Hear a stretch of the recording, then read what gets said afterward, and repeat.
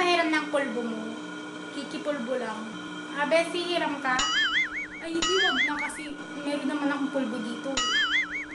Bes, pagod nga yung cellphone ko dyan sa taas ng drawer. Bes, kukunin ko? Di ba nga, abutin mo nga.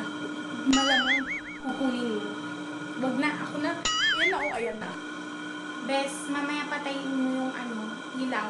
Aalis lang ako, ha? Total, maliwanag pa din naman, oh. Bes, papatayin ko ba?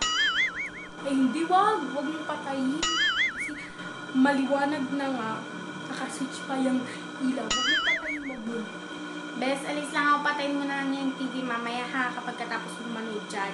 Bes, papatayin ko. Huwag mo patayin. Sabi kong alam, di ba, patayin mo mamaya kapag katapos mo dyan. Sige, huwag mo patayin. Mayaman kami sa kuryente at madami pera. Hanggang sumabog to.